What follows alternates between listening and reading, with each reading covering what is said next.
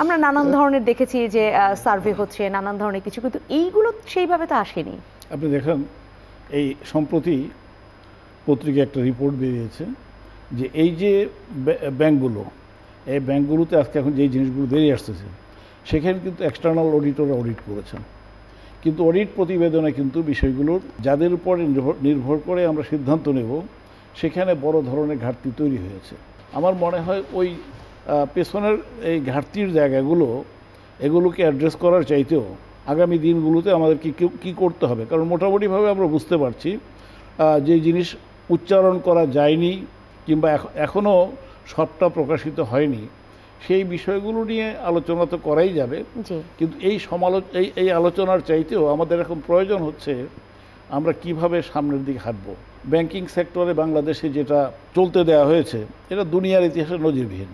একেবারে যে সমস্ত দেশকে আমরা খুব গুরুত্বহীন মনে করেছি আগে, যে ওদের নিয়মাচারের দিক থেকে সভ্যতার বিচারে তারা অনেক পেছনে আছে, তাদের চাইতেও আমাদের অবস্থা অনেক নিম্নমানের পেছনের যে ভুলগুলো ছিল বা যদি বলি অন্যায় ছিল, আমি শব্দ যদি দুর্নীতি ব্যবহার করি, দুর্নীতি ছিল, সেগুলো খুব ভালোভাবে খতিয়ে না দেখে ইতিবাচকতা নিয়ে এগিয়ে যাওয়া কি সম্ভব? এই অবস্থার পরিবর্তনের জন্য প্রতিকারমূলক ব্যবস্থা নিতে হবে। এই জন্য আমাদের বিভিন্ন সংস্কারে আমাদের হাত দিতে হচ্ছে। ব্যাংকিং খাতে সংস্কার করতে হবে। ব্যাংকিং যে সমস্ত পথ ধরে রেস্টুরেন্টে বসে ব্যাংকিং সেক্টরের ব্যাপারে সিদ্ধান্ত হয়ে গেছে, যারা প্রভাব বিস্তার করতে পেরেছেন ব্যাংকগুলোর মধ্যে, আমি যেটা বলেছিলাম একটু আগে যে কিছু সংখ্যক লোক এই ব্যাংকগুলো কিছু লোকের নামে পরিচিত হয়েছে যে তারা এই ব্যাংকের মালিক, এটা অমুক গ্রুপ তমুক গ্রুপ এভাবে পরিচিত হয়েছে, অথচ ব্যাংকের মালিক হচ্ছেন প্রকৃত অর্থে ডিপোজিটররা, জনগণ হচ্ছেন মালিক। কিন্তু জনগণের মালিকানা সত্যকে অস্বীকার করে কিছু সংখ্যক লোক যাদের নাকি 5% 7% আপনার শেয়ার হোল্ডিং হবে না, 5%ও হবে না, তো সেই ধরনের লোকেরা যে মালিক হিসেবে দাঁড়ানোর সুযোগটা পেয়েছে, এই সুযোগটা এই সমাজে কারা করে দিল? 2011 সাল থেকে একের পর এক আপনার দুর্ঘটনা শুরু হলো এবং কিছু সংখ্যক লোককে একচ্ছত্র আপনার গিয়ে দুর্বৃত্তায়নের সুযোগ করে দেওয়া হলো। তারা ব্যাংকগুলো এমনভাবে মালিকানার সেখানে কোনো নীতিমালাই কাজ করলো না, তাদেরকে ব্যবস্থা করে দেয়া হলো। এগুলো সরকার দেখে না দেখার ভান করেছে, কিংবা সরকার এটাকে অনুমোদন দিয়েছে। সরকারের যদি না থাকতো, এটাকে চলতে না দিত, তাহলে এটা চলতে পারার কথা নয়, সেখানে অনুমোদন ছিল। তো কার্যত বাংলাদেশের রাষ্ট্রীয় প্রতিষ্ঠানগুলো আমি সেজন্যই বলেছি যে আমাদের ওই জায়গাটায় আমাদের হতাশা অনেক আছে। ব্যাংকিং সেক্টরে যা ঘটেছে, আমি এক কথাই বলছি যে এটা দুনিয়ার ইতিহাসে নজিরবিহীন ক্ষতি যা হয়েছে। আমাদের দেশটা যে সামনের দিকে যাওয়ার যে সুযোগটা ছিল, সেই সুযোগটাকে যেভাবে হত্যা করা হয়েছে। এই যে ঋণের কথা, খেলাপি ঋণের কথা, যেটা বের হয়েছে সেটা এখন যত শতাংশ দেখানো হচ্ছে, এটা হয়তো 25-30%-এ চলে যাবে। এত শতাংশ যদি চলে যায়, তিনিই যে আশঙ্কা করছেন এবং সেই আশঙ্কা যদি আমরা সামনে দেখতে পাই, সেটা কোন অশনি সংকেত হবে ব্যাংক খাতের জন্য?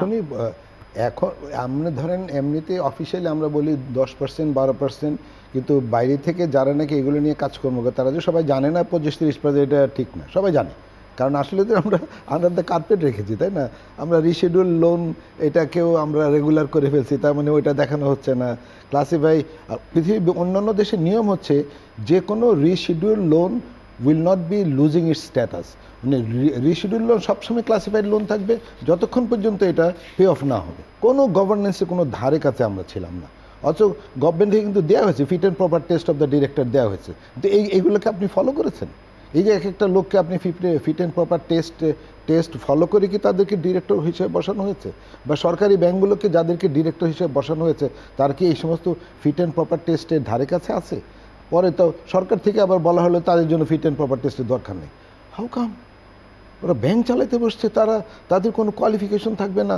কোয়ালিফিকেশন বলতে আমি সবাইকে মাস্টার্স ডিগ্রি পাস করতে এমন না, তাই না?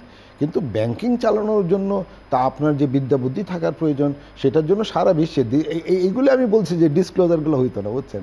তো সারা বিশ্বে একটা নির্ধারিত নিয়ম কানুন আছে, এটাকে আমরা বলি fit and proper test of the director. কোনো ব্যাংক ফলো করেনি। বাংলাদেশ ব্যাংক এগুলো দেখেও না দেখার ভান করেছে। এই যে উনি যে সমস্ত গভর্নর সাহেবের কথা হলো, আমি তো মানান ভাই ছিলেন না, যে লাস্ট যে 9/6 নিয়ে আমরা যে কথাবার্তাগুলো, ওই 9/6 লাস্ট মিটিংটাতে আমি ছিলাম, তাই না?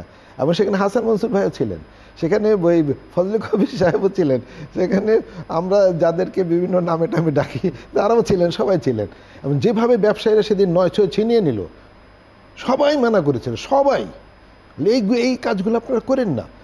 6% ডিপোজিট রেট যদি আপনি দেন, এটা ইনফ্লেশন রেটকেও কাভার করে না। আর ডিপোজিট আর বড়রা তো খুব খুশি হবে, কারণ তারা 9%-এ ফান্ড পাচ্ছে, আসলে তো 9% তার থেকে কম দিয়েছে তারা। তার মানে এই যে গভর্নেন্সগুলো ছিল না। উনি যেটা বলতেছিলেন যে হোটেল থেকে, হ্যাঁ আসলেও জব্বার টাওয়ার থেকে সিআরআর কত হবে এটা বলে দিত, এগুলো একটা ব্যাংকিং হলো বলেন তো। সেন্ট্রাল ব্যাংক সিআরআর ঠিক করবে, এইটাই নিয়ম সারা বিশ্বের।